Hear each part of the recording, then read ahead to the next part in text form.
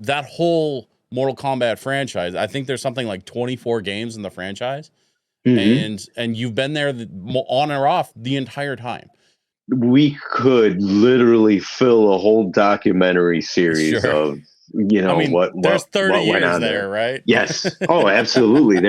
Do you look back now and do you feel a little bit like you're in the middle of that contention between your brother and Ed and John? Understandably, things get heated on both ends, and people just get angry. And I think they need to put those emotions behind them and actually discuss what had happened. We're so excited to have you come and be our guest along with the rest of the Mortal Kombat team. And hear you DJ. Welcome to another episode of Pick Up and Play. My name is DJ Switch, and as the DJ and MC for the Portland Retro Gaming Expo, I am so excited to meet the entire cast of the original Mortal Kombat game at the Expo in September. To prepare for their trip to Portland in just 2 months from now, I've been interviewing the cast over the last 2 weeks, and this week I'm excited to continue that series with Carlos Pesina, the original actor who played Raiden, and then went on to coordinate all of the motion capture for Midway and NeatherRealm Studios until his retirement just 2 years ago.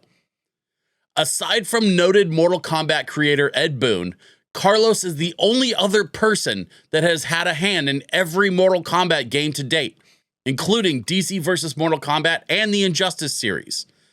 Because of this unique position and a historic career with the Mortal Kombat franchise, I expected this would be a good conversation. But as you'll see shortly, Carlos even managed to exceed those expectations, and I'm so glad I get to share our chat with all of you watching or listening to this podcast today. Just a quick note before we dive in, Carlos did have an issue with his headset partway into the second half, so we took a moment to allow him to switch to a different headset. This means the audio will change a little when that happens, but I've done my best to make sure it sounds as good as possible under those circumstances. And Carlos and I had such a great chat that I didn't want to let minor tech stuff get in the way. That being said, a huge thank you to the Portland Retro Gaming Expo for their continued help and support with this show, as well as our fantastic sponsor, Vault 31 Bar, for helping to keep things moving smoothly. We'll hear a bit more about Vault 31 Bar in just a little while, but for now, it is my privilege to share with you my interview with Carlos Pesina. Carlos Pesina, thank you so much for taking the time to hang out with me today. I really, really appreciate it, man. Hey, man, much appreciated. Love the show. And, it's an honor speaking to you. Thank you. I appreciate the time.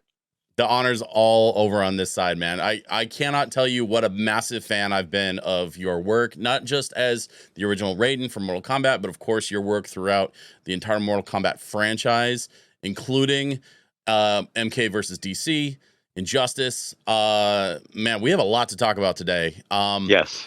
I'm very, very excited because much like my last two guests, Ho-Sung and your brother Daniel, you are also going to be coming to Portland in September for the Portland Retro Gaming Expo this year. Yeah, absolutely. That's September 27th through the 29th. And looking forward to it. My brother and I and Ho, we've been discussing this show for the longest time, trying to get up there. And you guys were gracious enough to have us and invite us down, and we really appreciate it, seriously. Yeah, well, we're very excited to have you, man. And I was just telling you, like, right before we jumped on and started recording, I've got a Mortal Kombat 1-up machine that's still in the box. I haven't had a chance to put it together yet, and I've been thinking about trying to put it together just for this so that I can have y'all come and sign it. If I have the room in my van is the only problem, because as the DJ, I have to bring turntables, speakers. I'm going to be bringing video equipment. Oh yeah, you got the whole like audio visual thing going on there. Well, if you can't, just bring the like I said before, if it's I don't have a 1-up, so I couldn't tell you like what entails like putting it together. But if you can just bring the side and the marquee or something, and yeah, just enough for us to sign it, and I know everybody. I heard it's such a pain once you get it all together, trying to get it apart. I've had people tell me it took me 4 hours last night to take the side cabinet and have you sign it, and I was like, oh man, I really I really appreciate what people do when they want us to sign certain things, and it's just an honor. I still can't believe it up to this day. So Man, I think that's probably what I'm gonna end up doing is if I can't get the whole cabinet down there, then I'll just bring the marquee, because I know I'm gonna have to take the cabinet back home all in one yes, piece. I'm not gonna be able to unassemble it. It's like IKEA, man. Like, they flat pack the thing, you build it once, and then it's designed to never be unbuilt. yeah, it's permanent. Because yeah, exactly. Because it's not made to be portable, you know. Yeah. But obviously, like, that's not why we're here today. We want to talk a little bit about you and your career, and I think it makes the most sense, not to start with Mortal Kombat per se, but I want to back up a little bit further. You and John were friends as kids, right? Yeah, well, I would say, like, as teenagers, we all had a group that we would hang around with, and it's the south side of Chicago. We had people going to, I think he went to Whitney Young, had friends like Rich DeVizio. He went to Curie, had another friend, a bunch of friends who went to Curie. I went to Thomas Kelly High. This is on the south side of Chicago. We all grew up on the south side.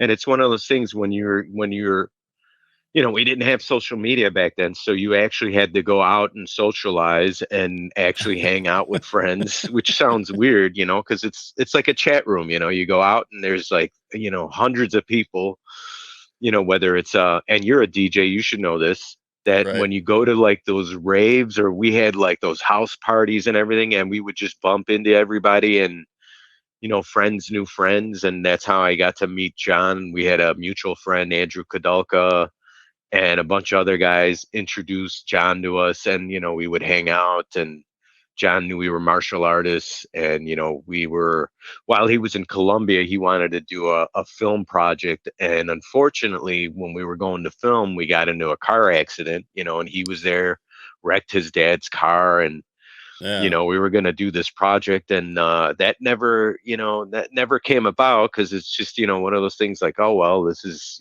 everything's ruined, the camera, everything. And eventually when he got a job at Midway, and he had an idea, and bought it to my brother, myself, and Rich, and he just wanted us to come in and do the game, and then from there it's all history, everything is history. So it was an honor. It's just, I it I is I lightning in a bottle. I So, really love the thing that I've noticed that has been absolutely consistent between your brother Hosung and now getting to meet with you and chat with you. All three of you have this approach to your position as the original actors of Mortal Kombat, that, like, you all are very hyper aware of how impactful that franchise has been, how impactful your roles have been, and a certain level of celebrity and reverence that's kind of come out of what that game has meant to so many people over the years. And so it just makes it so wonderful to be able to talk to you guys from a point of view of, like, we love what you all accomplished back then, and we love that you all seem to love it too. And so then we can all, like, just kind of share the love together. Um, it's, your brother called out the house party thing in his interview with me, and oh yeah, we had just a very brief aside about how electronic music was actually created in Chicago, and that house parties were very literally like house music parties. That was like the birth of what we know as house music today. Um, but you and John were breakdancing, right? Like, that was your uh, thing, was breakdancing? well, my thing was breakdancing. His was more or less, he was, John Tobias had a group called Smog, and it was a play off of it's kind of like an acronym, and they were like the Supreme Masters of Graffiti. Yeah. And that's the thing, it's so cool how it's like Smog and then the acronym, and you're like, I laugh too, and I'm like, man, is that, when you're young, you're like, that is so fucking cool. Oh, man. You But know? that's hip hop, man. That's, listen, Exactly. anybody listening to this that maybe is here for the video game side of things, y'all need to know that I got into my role with the Portland Retro Gaming Expo through a love of video games, but also because I was a DJ for a long time first. And my background in DJing very much is steeped in hip hop culture, the four Yeah. elements, right? You've got Yep. DJing, MCing, breakdancing, and graffiti. And graffiti, yeah, absolutely. And And back then it was, Beat Street and all that. I mean, that was more the commercial aspect, but you and right, I know that the underground subculture was, that started in the early, and we're talking, it's so hard because everything in music meshes together and melds, and yeah, it came off of disco, and then it became, once again, you're getting into punk rock, that underground subculture, and people, oh, disco's kind of, not cool, but then everything started with that whole hip hop scene, yeah. and absolutely, it's yeah, yeah. And it's funny because well, first of all, I've recommended this before. I will recommend this again forever. The series The Get Down on Netflix is such an incredible look at the beginnings of hip hop and the Yeah, I've very beginnings of hip hop culture. been trying to Um, watch that for so long, and it's just, people just throw so much stuff at you, and you're like, I gotta catch up sure. on that, and that would be perfect. Well, and Yeah, the show sort of takes place in the late 70s in New York, and so that's kind of where like hip hop specifically came from. And so what you're talking yes, about is more Chicago in the 80s, where yeah, hip hop had bled over to the Chicago side, but also was blended with a lot of the early high electronic energy. music stuff that was Yep. coming out of Chicago. Yeah, Um, industrial music. The whole yeah. wax tracks movement, and Oh man, wax tracks. I haven't thought yeah, about that in years. yeah, exactly. I mean, but that's what we all, and this is the thing. We all, within every era, whether it's the 80s, 90s, 2000s, and even to today, we all have this subculture of, things bleed in from one thing to another. Like you just said, hip hop and high energy, industrial music, the wax track scene, Yeah. that bleeding into, just everything. And then the Seattle and the Portland sound, the grunge, all of that. It's just, that's our culture. That's our subculture that we all love. So Uh, Um, but then at the same time, you have a very deep connection between hip hop and kung fu movies and martial arts. Look no further than the Wu-Tang Clan, right? absolutely. As a like a peak Ghostface of the Killer. mountain shining example of that crossover between hip hop culture and martial arts culture in the West, right? Hmm. And so then along comes, a group of friends from Chicago that have a connection with this studio called Midway, and y'all decide to pitch a video game to this guy Ed. And take me from that point. Like, according to your brother, Ed originally said no and turned the thing down. And then what happened from there? How did you end up kind of circling back, getting it made? What was your experience like with that? Well, for me, the experience was, I had my brother go in and do, plenty of time to do combat design and figure things out with John to sort out like the basic functionality of gameplay, Mm, and then on, from my understanding is, and this is after the whole, whether it was pitched, and to me, I'm one of those guys who tend to remember just, hey, we just got on the project, and then we waited until we were called in, and then we started filming. I'm one of those type of guys who, my brother tends to remember more details, because I keep saying this to everyone. I have Project Alzheimer's, because I exactly, because you can tell when somebody works in an industry for so long that everything just starts bleeding all together. And I've worked on so many projects that it's like, if I'm getting to an older age, if I don't write it down, we tend to forget things to an extent. And back then I was just a young kid just trying to have fun, and I would see my brother go in and work whether it was the 40 to 60 hours of trying to figure out the gameplay, and then he would come and tell me and Rich or whoever, like, hey, you guys are, you're the next guy up. I had John come by and say, hey, this is who we're thinking we want you to play. We want you to be Raiden. I actually remember sitting in my friend's house, Andrew Kadalka, and John Tobias was there, and he had his spiral notebook sketchbook, and he had just quick sketches of the guys that he had, whether it was Cage, Kano, Raiden, he had Sonya, and then he had Osung, Liu Kang, and he would show us pictures of like, this is what I'm thinking, and he's like, he knew we were into the whole, back then, once again, this is that culture, subculture. He knew I was into the military style with having the wraps around the, it's exactly like the Warriors. When you watch the Warriors, everybody had a costume and stuff. And this is the Yeah. thing, exactly. And we were all into that, and we were kind of in sync and in tune with each other. And he's like, hey, I want you to play, Raiden, the guy with the hat. And it was like, instantly, back and forth, him and I, Big Trouble in Little China, draw from these elements. And yeah, and it was like, you didn't have to do any homework because, we were all such a creative group, creative individuals that wanted success. And whether people liked it or not, that's up to them to buy it and consume it. And I hate saying that, but to bring the love to that. And then, once it caught fire and caught on, everybody like steamrolled. It's just snowballed into this huge, fighting game franchise. Yeah. So, Well, and that's exactly, that's exactly the kind of sort of that type of creativity where you're pulling from influences, and rather than trying to hide that influence, you're just celebrating it.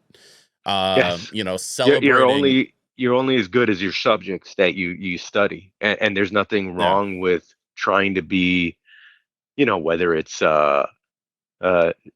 I can't even think of somebody like let's say Swedish House Mafia. If you wanted to do that sound, you know what I mean?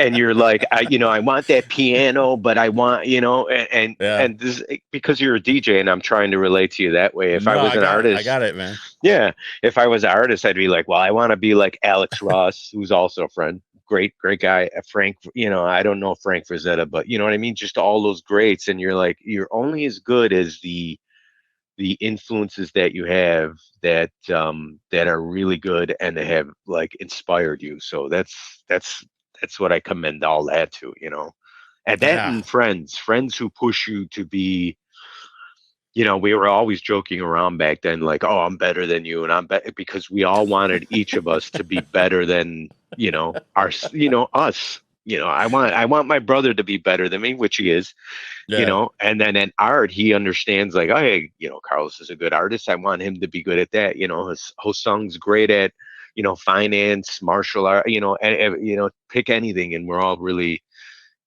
focused on what we like. So that's the Part nature. part of why I'm laughing is because I had that friend growing up. My best friend growing up was the type of dude who would just constantly be pushing me, but like pushing you in a way that comes from a place of love, and it's like aggressive support, right? It's just And are you like still friends with him? Still, we had a thing. I don't know. Yeah, we had a thing a few years ago. Unfortunately, we're not really connected anymore. But Yeah, it'll stuff pass. happens. Yeah, Things happen. And he's sort of moved on with his life. I've moved on with mine. We're both married now, and he's moved to another state, and he's living his life, and I guess things are going well for him, and that's great. that's But good. but the thing is, like, when you have friends that are pushing you, especially in a creative space, it just encourages you to want to keep going, want to keep pushing, want to keep trying, right? And so then you all end up getting together to create this thing that no one had done before. you had a little bit of a blueprint, and this is something that Daniel and I talked about a little bit. You had your Street Fighters and your Pit Fighters and, a couple of other fighting games that Yep. were sort of around, but not exactly the same kind of thing. You also had your side-scrolling beat 'em ups, right? Like your Streets of Rage or your what was that? Final Fight?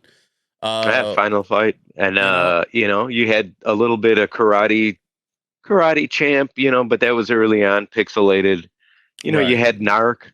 John was doing Narc, and he did Total Carnage, so that was where he had more or less a little bit more experience at game design, and like you just said, we had tons of games like that, like Double Dragon and everything, and then Oh, eventually Double in the Dragon, man. 90s, yeah, eventually in the 90s, you had, the whole Teenage Mutant Ninja Turtles, and you had stuff like Gauntlet, and you just drew off of that, you know what I mean? Just kind of getting inspired from certain things, that in movies, Indiana Jones, everything else that, Predator.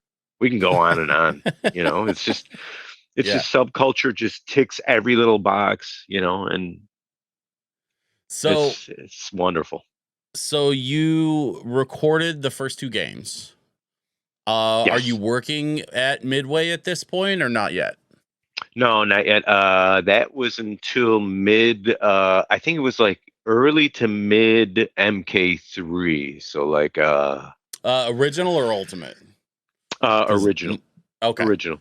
Yeah. so So midway it's through 90, MK3, 96-ish, 97, around there. and you reached out to, was it the art department at Midway? Yeah, they John told me they had, and Sal DeVita, another great icon, NBA Jam, Blitz, him and Mark Trammell, those guys were What, great. And what George are those Gomez. games? I've never played NBA Jam in my life. What are you talking about? Exactly. What is NBA Jam? By the way, So, I've been trying so hard to get Tim on this show. oh yeah, He every he's year. gonna be in Portland, isn't he? Yeah, I so think. he's been to Portland several times, and every year that he's been in Portland over the last few years, he'll come by the DJ booth and grab my microphone and start goofing off in the arcade with a live mic. We'll figure it out. We're gonna plant the seed. We talk to him every day, so we'll I'll pass it on. No worries. I, Me and my I know brother, and he's we'll work super on it. duper busy. That's the only thing is like I Oh know yeah, Tim's got a couple projects, including a couple of secret projects that yes. Derek has refused to tell me. I was like, come on, man, on the low. He's like, no, I can't talk about it. So I know Yep. there's something happening with Tim, but I don't know any details, and that's driving me crazy. So I'm dying to get him on the show so I can ask him about it. But so you made some phone calls and then you pushed for a little while to try and get this open spot on the art team. Yes, I remember I was going to the American Academy of Art at the time, and I just graduated, so I decided, well, I'm going to still continue working, doing my 9 to 5 job, and still try to go to school to brush up on oil painting and stuff because I wanted to, I had a degree, an associate's degree in electronic design, and back then it was really basic. We had D paint, I was skilled in Photoshop, and there was an opening. Jack Hager, who was the art director at the time at Midway Games, very talented individual, responsible for RevX, him and George Petro. And this is the funny thing. I like name dropping because these are the people that influenced me in my life, Yeah. and they touch my life somehow, and I want to pay back respect to them because they're all these guys are way talented, and they did a lot of arcade games and video games that we all play, like you got Warren Davis. Anyways, let me get back to the just the job. So Jack interviewed me, and he was like, you're kind of like, and I get it, and I understand. You're kind of John's friend. If I hire you, then right away you're going to jump on MK.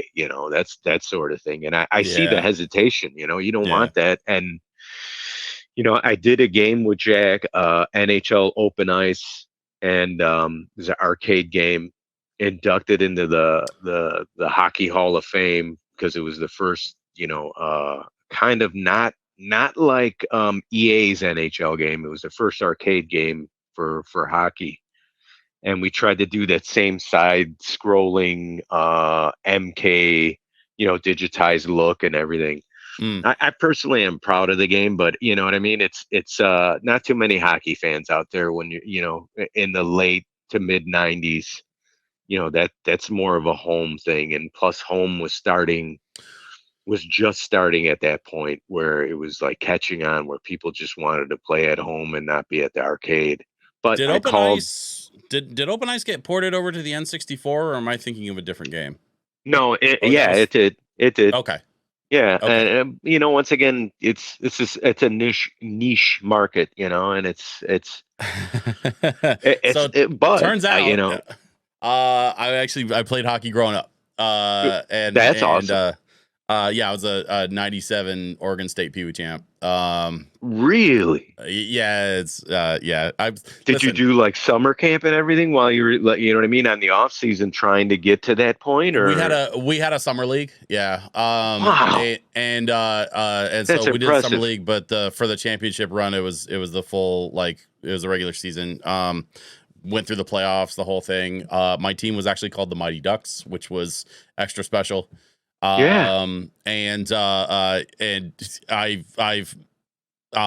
I've made this joke before, but the best part is it's not really a joke. It's kind of true. I absolutely peaked athletically at 12.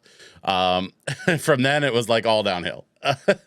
Well, why do you? What was it? Because you wanted to get into DJing? You know what I mean? Because you said you Um, started when you were like what, 14? Was it? You know what I mean? yeah, I We mean, we start growing differently when yeah, as we get older. I was still playing up until 14, but once you get to high school, they were asking me about joining the traveling team, and that costs a lot of money. The parents were having to pay for, buses and ice time, Oh yeah. and plus I had to upgrade all my gear because I was getting older and bigger, and that's early teen years is when you're hitting big growth spurts, and And and you'll especially you'll for hockey, that's a lot of equipment. You know what I mean? You got your pads, your jersey, your pants, all your pads, and your skates and yeah. sticks, and yeah, that's a lot, Well, but impressive. you'll find out when you meet me in Portland. I'm 6'4". Wow, Um, pretty tall. I was 5'11" by the time I was a freshman in high school.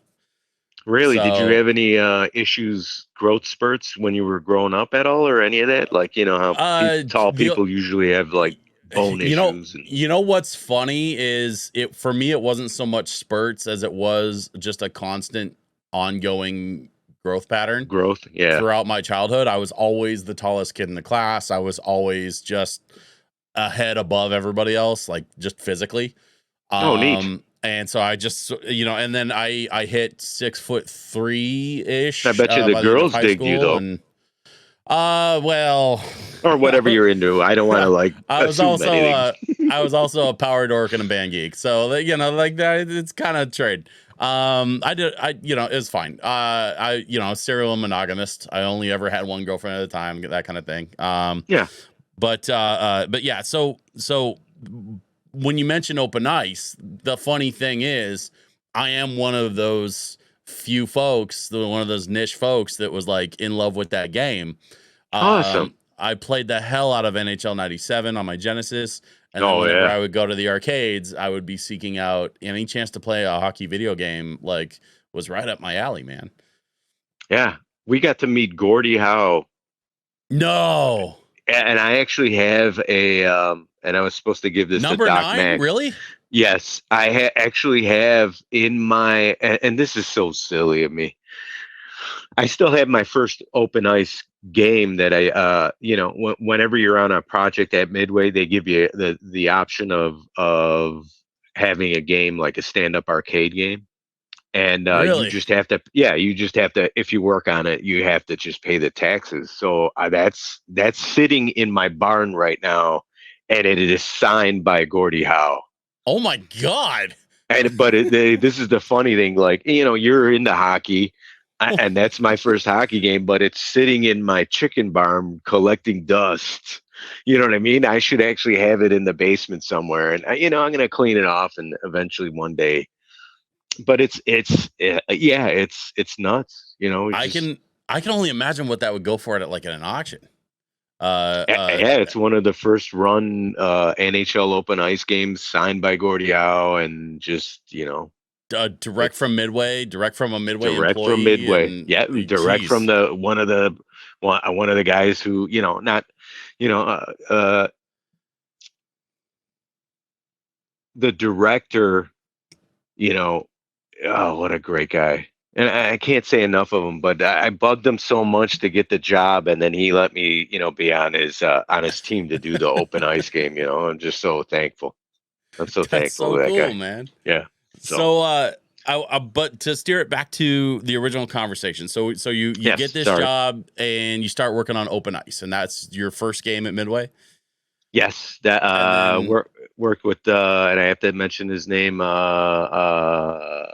Martin Martinez, who was a schoolmate in high. This is the funny thing. Had a schoolmate in high school, Marty Martinez. He was an artist, and he ended up working at Midway. And the first game I worked on, that was the team I joined with Jack Hager, the lead, and Mark yeah, Panacho. And Martin Martinez, God bless his soul, he passed away a while ago. But he mm. was, I knew him in high school. We would hang out, and then. What are the odds that you go to work at a video game and there's one of your high school classmates working on the same game you're going to be working on, which is another. It's just been such a blessing this whole life. So, Well, I'm just thankful. the Midway studio is out there in Chicago. So I can't imagine there was a lot of, you're in the early days of the home console boom, right? Yes. You're in an era when video games are definitely popular among a younger crowd, but haven't really grown to the international sensation that it is now, right? Yep. So it's still a little bit of a niche industry. I would imagine there's a lot of local talent getting pulled. The studio that I worked for, I got a job at a studio over the pandemic working for a mobile studio, and a lot of, in fact, the vast majority of the folks were based on Vancouver Island, where the headquarters was. And Wow. so there's a lot of locals up there that are in the video game industry, and they all just kind of know each other because they like. And it was funny because one of my coworkers who got brought on about a year after I started, she and I were hanging out, chatting in a like a meeting, and Hmm. she was kind of telling me about how she actually went to school with one of the executive producers, and Really? they had known each other for like 20 years because Yeah. Vancouver That's Island's it. not a real big place, you know. Yeah. And that's that networking connection, and knowing people and trusting them and going, yeah, let's get this guy, and Yeah. I think that's what's missing right now from a lot of, and not talking about the smaller startup studios, but a lot of studios that are huge are just missing out on. I think that the whole social talent pool structure that everybody can relate with and coalesce with. It's Um, crazy. I mean, obviously, you were at Midway during, the big boom and the rise. Midway had been around since the early days. Was it? I think Joust was one of the early ones for Midway. Yeah, Uh, I think Jonathan Newcomer worked on it, knew him, and talked to him. That's just such a crazy so thing. Midway had been around since the early days, but then, of course, you were there during the Chapter 11. Yes, I was there And for the rise and the fall, and then back to the rise of NetherRealm. So so, do you from an artist point of view, and for somebody who kind of came into this like working on a project with some friends and then you ended up in the corporate side of everything, do you feel like that corporatization, as Midway was growing as a studio, do you feel like that is where some of that personal connection got lost, or did you feel like it was there the whole time? I for Midway, I think it was still a culture that even the higher ups like Neil Nicastro, the president, and then Ken Fidesna knew everybody still. Mm. When it was still Midway, even if it got big, when you had San Diego, because every now and then those guys would pull you to the side and say, what do you feel about? And they would always ask this because they're older cats, and even though they know the industry, they're still not young and they don't go clubbing or go to discos or go to, you know what I mean? Or go to, House the parties. comic shops, the house parties. Yeah. So Yeah, they would yeah. ask you your experience on certain things like, hey, how do you feel? Is this game going in the right direction?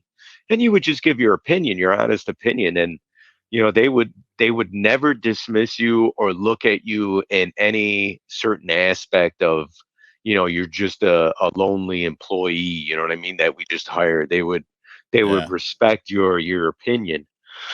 And it seemed like once, and this is just my observation, that once you start getting into a bigger corporation, that suddenly starts to get lost. When you have your EA types and your Blizzards. I'm sure it was different when you had a core team of, like, whether it's 100 or 200 or 50 or 5, and then once you suddenly blow up and you're like at 500, 2,000, like Ubisoft. I think there's certain elements that do get lost. yeah, And it's a and it's unfortunate, but it just, those are things that sometimes have to happen in order to, economically, like, hire more people and hire more staffing, and be viable, an economic viable solution to society. And it's just, we all can't be a private small company or a startup all the time. sure. That's what our goal is, to become successful. But there's some degree of loss with when you start becoming a huge, conglomerate. So, but Yeah, and I feel like that kind of got, and just in my opinion, I was still respected in the studio at NetherRealm, but it was, you could just tell that you were a part of a bigger cog, and it's just, it does get lost, but it it didn't discourage me from being creative. So, you know, yeah. It's so important, especially as a studio like that grows. You gotta, left hand has to be talking to the right hand, right? Like yes, you yeah, guys gotta be communicating, and everybody's got to be kind of on the same page. And the more people are on the team, the harder and more complicated that process becomes. And so I can see where, especially in those early days at Midway, with the higher ups pulling you to the side and saying, "Hey, how are we doing? Or, is this the kind of thing that you're looking for?" Or like that's just good leadership, man. Like that's yeah, that's that's what that's what the suits should be doing, is drawing from the opinions of everybody that works there and not just the people in the boardroom, right? absolutely. Um, That's what was great about Midway. And to touch on your, like, you saying when it was smaller.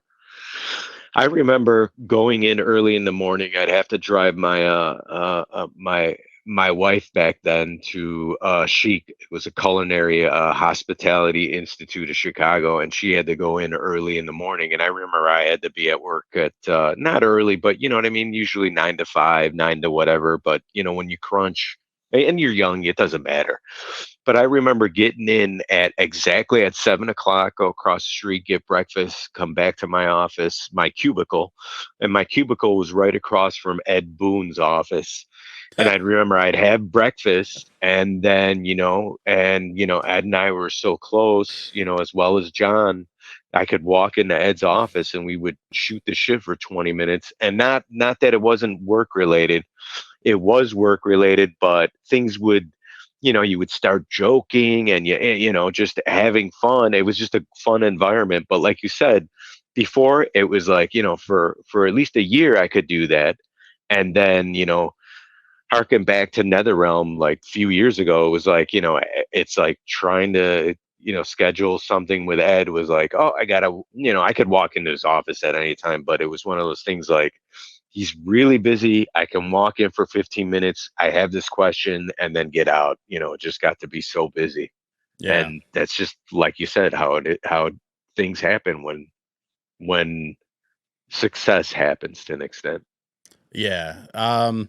Well, let's take a quick break. I think that's an excellent place to take a break for the ad spot. We're gonna hear from our sponsor, and then we're gonna come back in the second half, and I want to talk a little bit more about NetherRealm and that transition. Absolutely. So we'll be right back. Folks, this episode has once again been sponsored by my friends at Vault 31 Bar. Just 10 minutes north of the Portland airport, Vault 31 is a video game themed bar built for absolutely everyone who loves gaming and geek culture. They offer an incredible selection of beverages and signature cocktails alongside tons of PC and console games available to play. Recently, I had a chance to sit down with David from Vault 31 Bar, who provided the latest update on their remodel and their upcoming all-ages cafe space. Our walk-in just got here, which is one of our biggest issues we've had with the bar already, is we just don't have enough cold storage. You were like running out of stuff all the time, and that's because all the time. Yeah, it's the cafe solves a lot of our issues, and our biggest thing is we've outgrown our little fishbowl, so to speak. We did a huge kitchen remodel that we did not anticipate being as successful as it was. Like we created these little burgers, and they're flying out of here.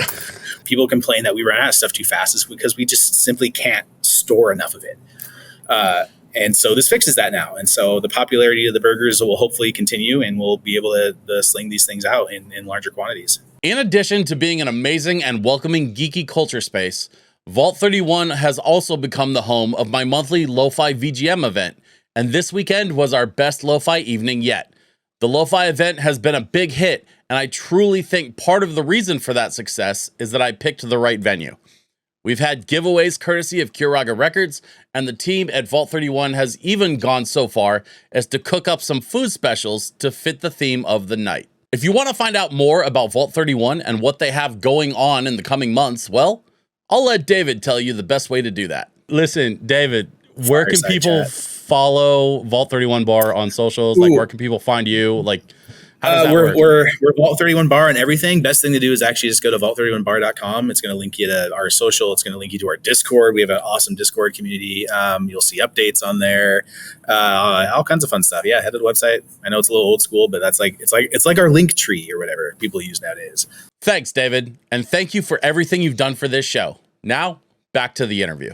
Carlos, I want to transition a little bit. I know obviously the bankruptcy happened. Midway was, if I recall correctly, bought by Warner Brothers and then turned into NeatherRealm Studios, which was a division of Warner. And that was close to 12 years ago, around 12 years ish. About that. Yeah. So one of the things that came out of that relationship, though, when Warner bought the studio and everything was turned into NeatherRealm, was that there was a game called Mortal Kombat versus DC Universe. Yes. Which was just an absolutely insane idea. Yeah, it was, inside the studio, we were adoring it because, you get to work with DC characters, and we were still Midway. We were still a little bit Midway back then. And like you said, there's in the MK franchise, there are a few games that are like, some people don't like, and then there are games that people love. And I understand that. It's like any franchise, Alien, Predator, you can any movie, you could be like, oh, these are the best. Oh, these suck. And it's like, yeah, but we tried passionately doing everything justice to, or I should say injustice. No, but yeah, MK versus DC was, it was kind of fun and kind of hard because that was at the time. And this is something I never discuss on a, you know what I mean? Because it's not a downer. It's just, we know each other to an extent. And that was a time where I was going through my divorce and trying to finish that game, but also knowing the culmination of issues that Midway had, going into bankruptcy, and trying to support a company that, is just like bleeding money, and, people who have been there for a long time are just passionately trying to duct tape all the holes, in the Bismarck that is sinking. And you're like, fuck, we gotta, this has gotta work. Everybody still needs to work. And it's a pretty interesting time, and yeah, Warner Brothers actually liked that game more or less. We had creative freedom to an extent, but kind of limited because there was I remember Superman when we were coming up with a combat design. and me and another the main designer who was working on Superman, I had an idea of how I wanted him to move, but everybody thought it was a little too risky, and eventually we did it in Justice. It was actually floating Superman. Yeah. People were trying to figure out the navigation and or the locomotion and whatever they want to call it now. And I said, oh, it could work. I'm able to, I was an animator as well as the kind of like the quote unquote motion capture director and, kind of combat guy. And I was like, oh, this, and I tried to pitch it, but, we wanted to still be safe because, at the time there was all this tumultuous turmoil in the studio, and it was fun. It was fun and just rough trying to, get through a divorce and, things, having issues where it's like, you devote one. I'm going to be honest. I devoted, and I still did up until, before I left. I think I devoted too much time to work because I was passionate about it. You know what I mean? Yeah. And I think that, that's when people are in a marriage, they grow together. But, I think I was growing apart because I was just like, at the time it was, Midway's going into bankruptcy, and then we're going into, having WB buy us, and we have to prove once again that we're a viable studio for them, and making sacrifices to make, WB happy. And, I remember clearly, spending I spent a lot of time doing, combat design, doing choreography, doing animation, and just, going on tours, building tours when we were going through bankruptcy, and WB knowing they were going to buy us, and is like, is this a viable solution for, building out a motion capture studio, and just all the responsibilities that you have other than yourself and your entire team. It took a toll, I think, to an extent. Yeah. I mean, it's really, really tough. And You know, everybody goes through that, I'm in life. I'm not trying to detract from other people's, well, lives. So. I can relate a little bit. During the break, you and I were talking about my wife works for a video game studio, and I Yeah. don't want to get too much into that, but she was working there for several years before they got bought out by another parent company, and so like going through that transition and seeing all of the structural changes, and seeing that in the corporate world, the phrase structural changes is just a really nice way of saying some folks are going to lose their jobs, Yeah.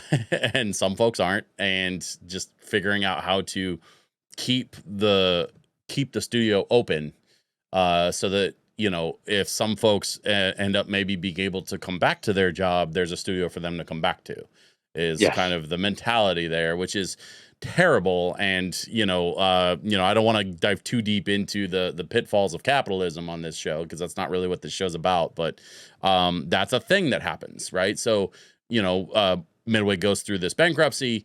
Mm-hmm. Warner buys them out. Yep. NeverRealm becomes a thing. And there's this really, really rough transition going into this new game idea where now you have Warner properties to work with, and now you can do Mortal Kombat versus DC. And the idea of Scorpion fighting Batman, or the idea of Johnny Cage fighting Superman, like, Yeah. just the mental visual of that before this game became a thing. The idea that would ever happen has got to have been absolutely wild.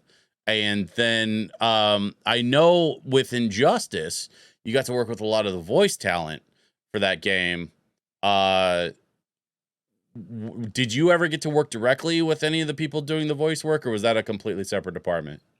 That was a separate department, but eventually when, because I ran the motion capture studio, eventually we had all the audio go through there when we were doing the story mode, and, or when they were pitching, Superman's going to do this move, and then, people would give you audio files of whoever was the voice of Superman at the time, and, you would get a flavor and a sense of things, so that way you would be fired up to do the performance on the combat side or the acting meaning the story mode side.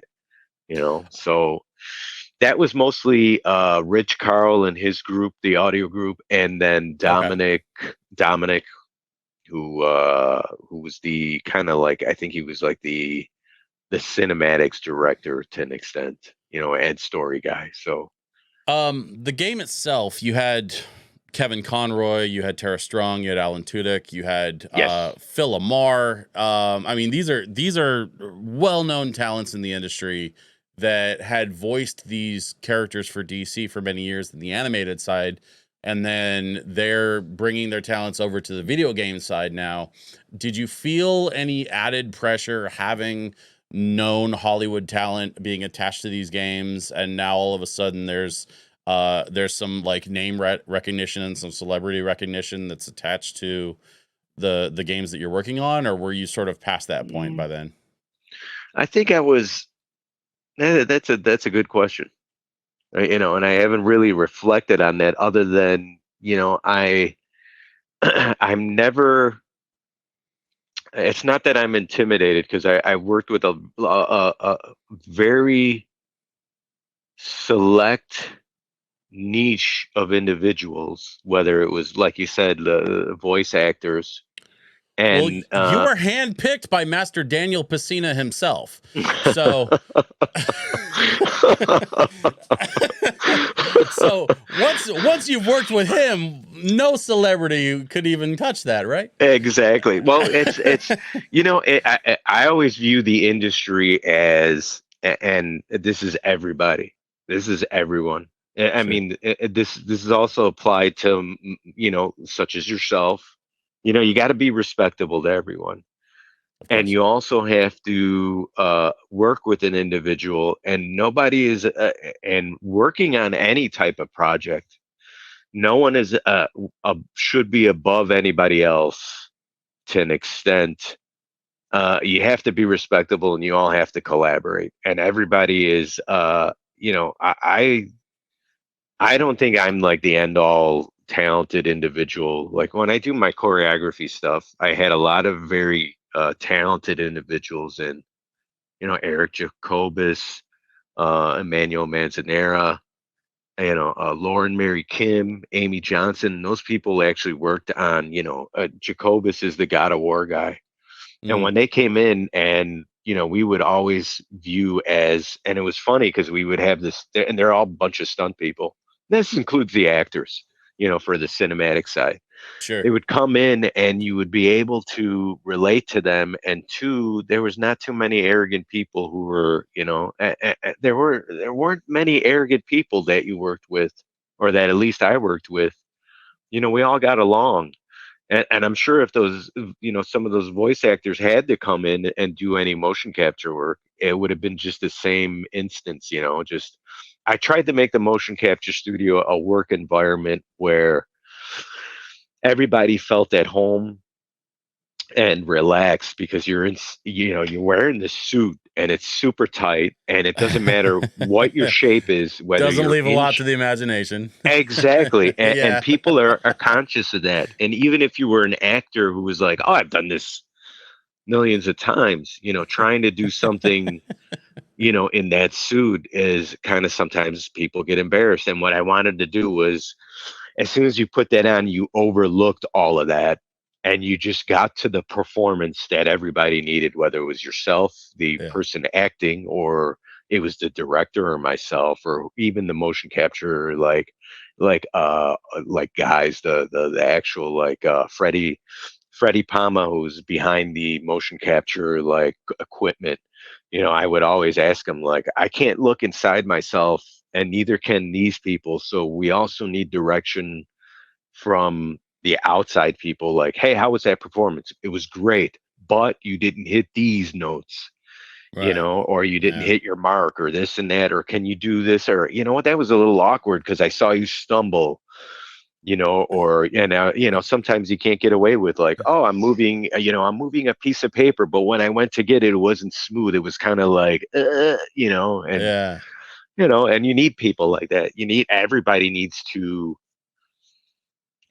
needs to be humble and take direction, you know what I mean? When we're all working together, and it doesn't matter where you are in that hierarchy. Obviously, if you're the guy who's the visionary and you're like, no, I want it to look like this, it's okay to be that way sometimes, but sometimes you got to draw it back and you have to be, like the regular guy. But also, there were times when, like the people that I mentioned, sometimes they'd come in and you're like, holy cow, I have, these are people that work in the industry and you've looked up to, and, they've done a lot of amazing work. So, you kind of got to hide that geekiness sometimes too. I watched, I would never hide my geekiness, sir. No, don't, because I'll geek out too. I'm geeking out right now that I'm on this podcast. It's funny. I watched an interview many years ago, and I can't remember. I think it was like one of the Lord of the Rings films, or it was a film like that where a good chunk of it was CG, and so much of it revolved around motion capture. Mm-hmm. And somebody in this interview was talking about, like, they get to work with all of these actors that they look up to and all of these people whose work that they've been in love with for years. And now all of a sudden you're in the room with them in person. And, at first you kind of get that butterfly, a little bit of that nervousness, until you realize everyone in the room is wearing spandex and ping pong balls. Yes. like it has this weird way of just leveling that playing field, no matter who you are, how much celebrity you have, no matter where you've been or what you've done. You get into a mocap studio and you put on the spandex and the ping pong balls just like everybody else. And now you're all the same, and you can kind of take that as like a starting point that you can then build your performance around. That's a baseline, Yeah. So you, I know that you were involved with basically every Mortal Kombat game. Let me ask you this. Maybe this is a shorter list. Are there any Mortal Kombat games that you weren't involved in?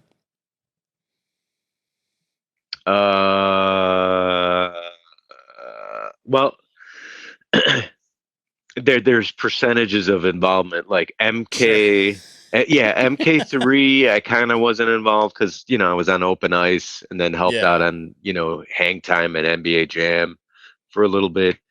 Like MK4, I'd say I did maybe, not that much work on, MK4 wasn't, in my opinion, it wasn't one of my favorites, and that's why I reworked, all the stuff with, everybody else on Deadly Alliance and all that. So you eventually retired from NeatherRealm. Yes.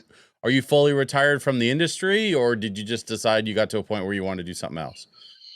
I think I fully retired to an extent from the industry. Every now and then people will ask for, some consulting, and I do it, just out of, for close friends.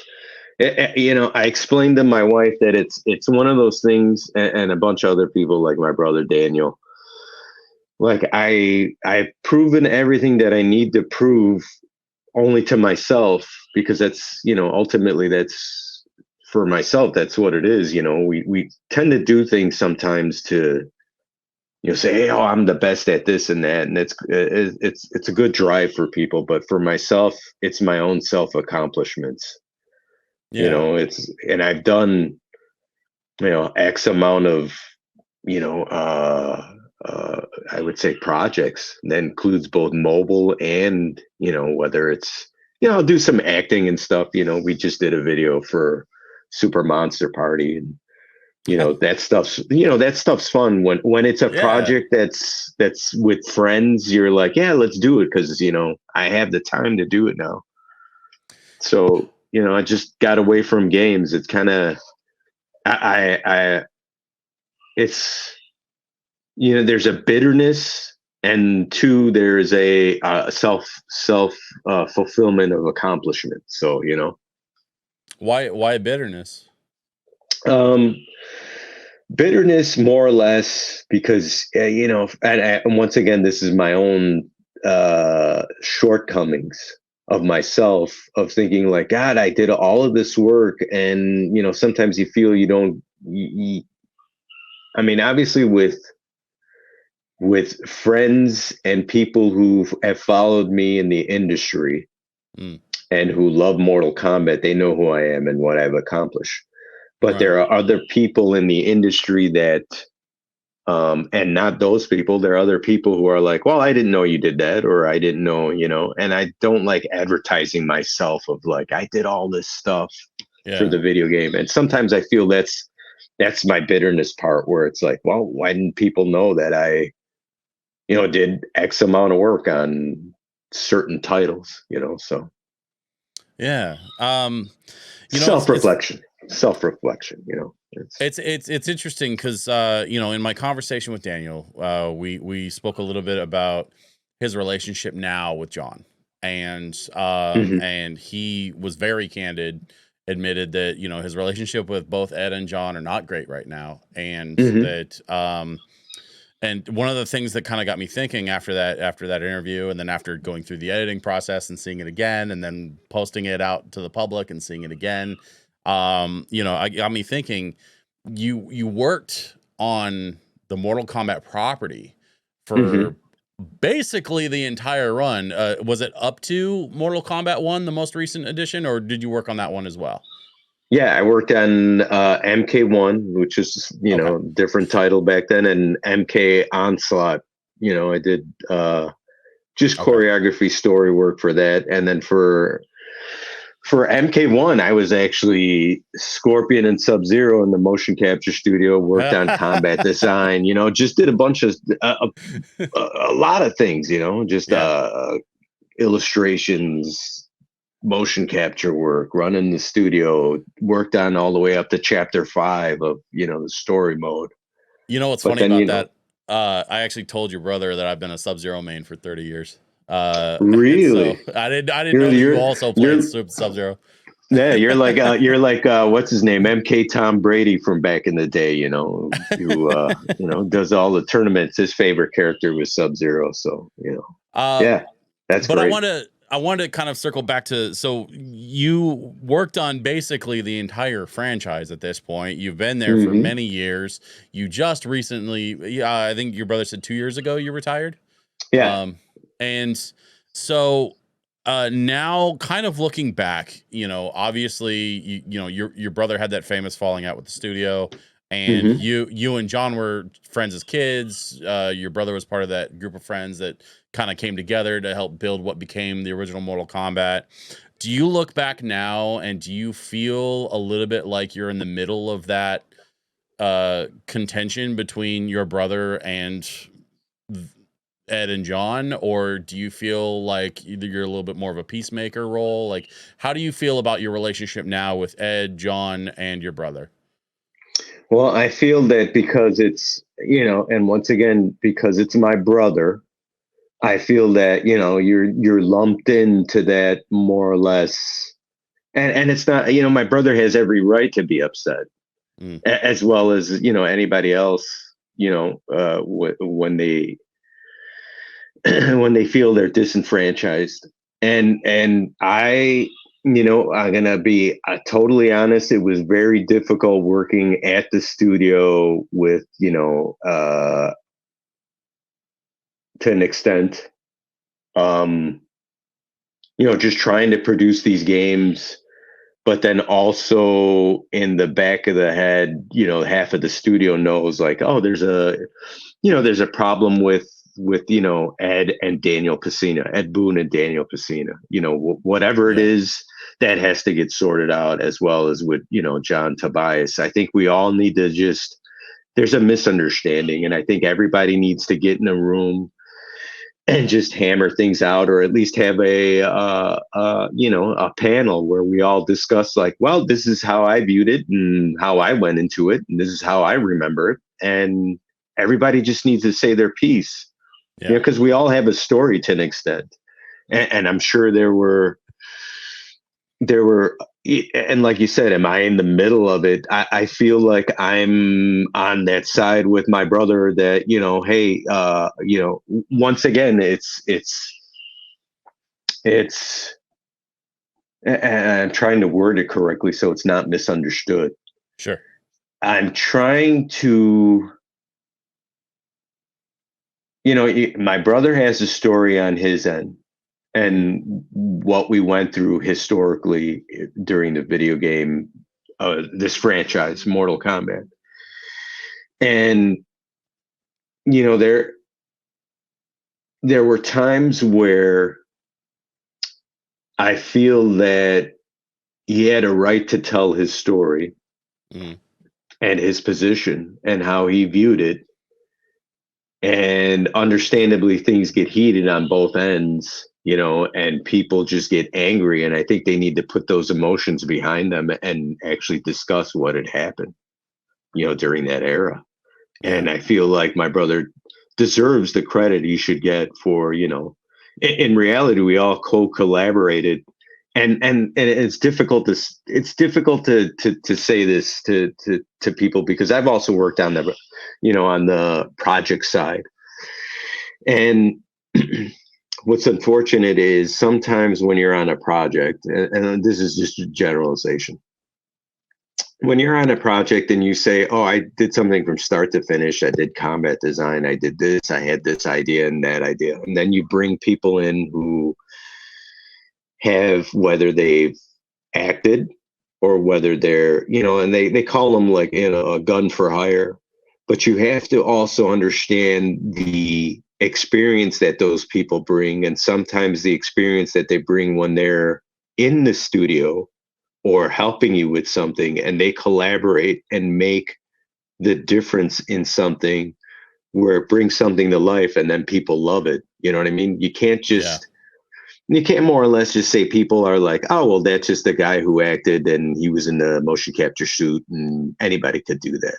Sure. Well, I'm almost certain anybody could do that, but I'm almost certain that people who, back in the day when they were capturing Mortal Kombat on, digitizing, they just happened to get the right people in at the right time, meaning they got John Tobias to do the idea.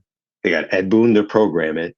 And then they got, Richard DeVizio, Ho-Sung Pak, Daniel Pesina, Carlos Pesina, Liz Malecki, and whoever else, including, whoever played Shang Tsung, or somebody did something in the background, or, was a 2D element of something. Yeah. Those people bought certain individual characters to life, where the only instructions we got were, this is a drawing. This is who I'm thinking in the storyline. Bring that guy to life. There was no, now it's different in Hollywood, where it's like, I got a background story. This is how this guy's got to act. It's all fleshed out. Back then it was kind of, got to make this game in 8 months. Here's Raiden, guy with the hat. What can you bring to the table? Oh, I love John Carpenter, Big Trouble in Little China. I love, Five Deadly Venoms, bringing that, all that experience that I had to the table, even though they worked probably, like, let's say I worked 3 days filming, actually it was like a week, but then they worked, 7 or 8 months programming the game and doing whatever. And then obviously my brother did more work. You can't just belittle those, that experience of what you bring to the table. So that's my explanation to an extent. And I don't want to, I give all the respect to John and Ed as much as possible. They got to give the same respect back to us to an extent. And plus I was on the game for such a long time, there was a reason why, obviously well, and that I was there. So to be frank, that's the reason why I wanted to ask you about it, is not only because you're Daniel's brother, not only because you were Raiden, but also because you were behind the scenes of that entire franchise up until 2 years ago. Like that whole Mortal Kombat franchise, I think there's something like 24 games in the franchise, and you've been there on or off the entire time. And so, like, I think that you have a really unique perspective there as someone who was one of the original cast, but also someone who then got hired on and stayed with the company for such a long time. So I think it's really, really fascinating, your perspective, and I really, really appreciate you sort of laying all that out for me, because I know it's not always the easiest conversation to have, but I can't think of anyone that has your unique perspective on that whole story. So thank you for sharing that with me. Absolutely. And once again, that's the short end version of it. You know what I mean? Sure. We could literally fill a whole documentary series Sure. of, I mean, there's 30 what went years on there, right? Yes. Oh, absolutely. Yeah, and once again, that's why I say sometimes I love the fact that, that I'm blessed to have this opportunity. And two, there's still a self-reflection of, like my brother said, when he explained his situation, there is some bitterness to it, Yeah. but I think I I think that is balancing, and it's hard for us to look outside sometimes of our own confines and our own self reflection and the things that we feel personally. But I feel like that's kind of balancing out right now because once again I'm talking to you, which maybe 30 years ago, 92, 93, maybe it might have not have happened, because things were different and how Well, Midway controlled things, and I was to an 10. extent. Yeah, well, but also, yeah, but you know what I mean. There was a popularity of the game, and Ed and John were the face of that game, and we didn't know that we were that popular back then. We knew we And- were, but not to this extent. And this is where I'm saying that's that balance. yeah, People are recognizing that, and I'm appreciative. So is my brother and the rest, everybody else, of where people, how we've touched their lives, everybody's lives, because it means a lot to us. And we try to express, we try to even pay back today, when we get the stories of people driving hours to see us, and we try to at least, we just didn't touch your heart. We still want to continue doing that and be the people you think we are, because we're just normal people. and I cannot wait to have you out to Portland this September 27th through the 29th at the Portland Retro Gaming Expo. We're so excited to have you come and be our guest along with the rest of the Mortal Kombat team. And hear excited. you DJ. I'm going to be very busy making a lot of noise in that arcade for sure. Awesome. Now, one last thing that I wanted to ask you about, and this is, I asked your brother a final question. I asked him directly if he was proud of his little brother, and he said, without a doubt, absolutely yes. I want to know, I want to flip that around a little bit. Obviously, he's your older brother. Mm-hmm. Picked on you a little bit when you guys were kids, Absolutely. but you also ran around with him and his crew and connected him with John, and the whole story of how Mortal Kombat came together and how, you and Daniel both were very much involved right from the early, like you said, spiral notebook sketch days, right? Yep. From day one. So I want to know, just one final question for you.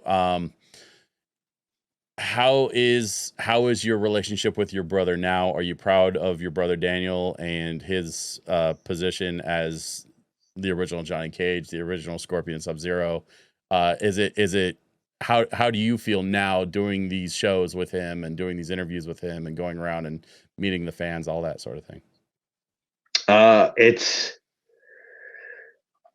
first of all, always proud of my brother, no matter what, even before Mortal Kombat.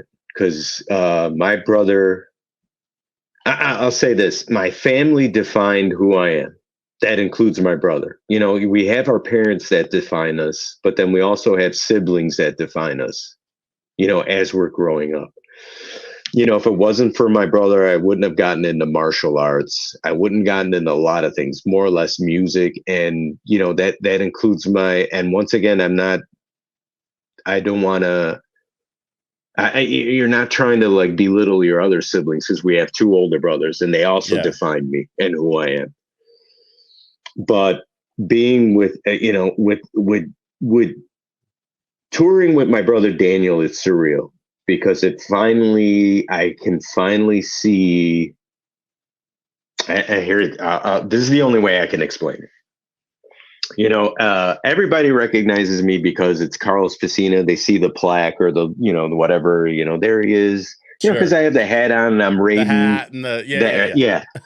But I'll tell you this.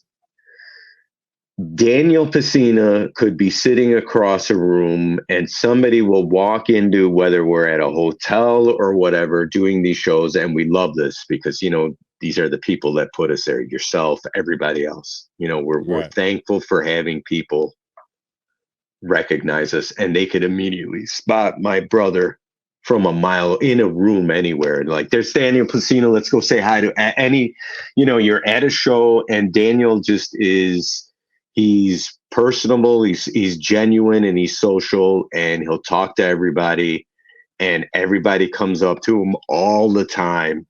Daniel, how you doing? All the guys at the shows, the head of the shows will come up to him. Daniel, thank you for coming back again. And, we got guys like John Lester from Arizona, and obviously you guys from Portland.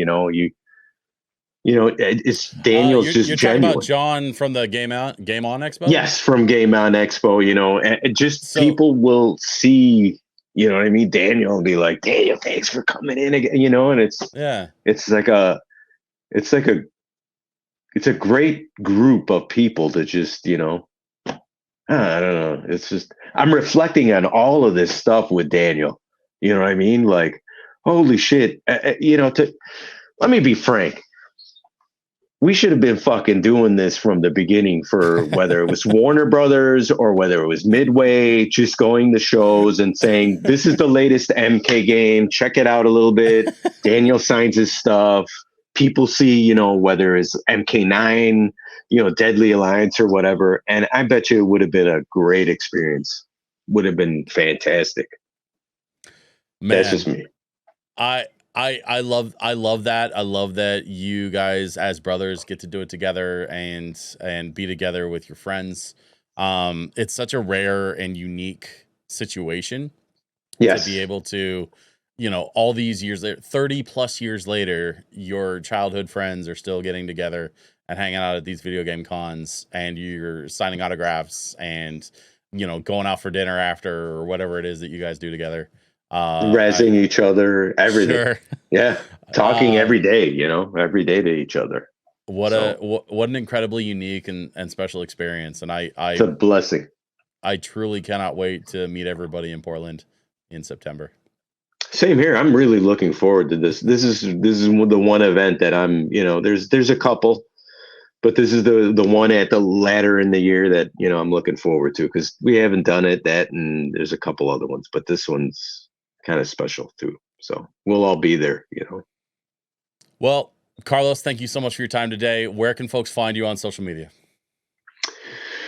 Well, I'm on Instagram, Carlos Pesina, or just look up Carlos Pesina. Same with Facebook. I'm not on X or Twitter or whatever they want to call that now, the Elon Musk thing. Sometimes it's just social media for me is, you got to understand, I'm like up and down. To me, it's like I love being on there and showing people like the behind the scenes photos of when we're at an event, candid photos of everybody, because that's what everybody wants to see. You know what I mean? That's right. And I think people tend to like that because they're like, hey, these people are genuine. Here they are having dinner, and here, you know what I mean? Everybody's seen us in the costume all the time. You get a shot of a Ho Sung with his mouth full of cheeseburger or something. Oh yeah, absolutely. Yeah, I appreciate you taking the time to meet with me today, and thank you. Man, I can't wait to see you in a couple months. Yeah, same here. Looking forward to it. And thank you again. It's such a blessing. Just being able to have this opportunity.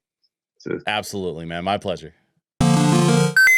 A humongous thank you to Carlos for taking the time to sit down with me and have what ended up being an absolutely incredible interview. I had so much fun chatting with him. We ended up chatting after the recording for quite a while. We ended up chatting during the break for quite a while. There was actually a fair bit of extra content that I was able to upload directly to my Patreon from this interview as well. So if you want to see the extra bit that I've recorded for this episode and every episode of this podcast, you can go to patreon.com/DJSwitchPDX. You'll be supporting the show directly, and you'll get to see all the extra fun little bits that I've been able to record with all of my guests so far. Of course, a massive thank you to Vault 31 Bar for their continued support. A huge thank you to the Portland Retro Gaming Expo. I cannot wait to see you all at the Portland Retro Gaming Expo at the end of September. It's September 27th through the 29th. Of course, I'll be there. The entire cast of Mortal Kombat will be there. And I'm going to have a few surprises in store for everybody who attends the expo this year. I'm cooking up something real fun like I do every year. That being said, if you want to support the show, the best way to do it is through Patreon, or honestly, for free, you can just subscribe to the YouTube channel. I'm still working on building up my subscribers, and it feels like I'm constantly fighting against old subscribers that are falling off from when I used to make reaction content.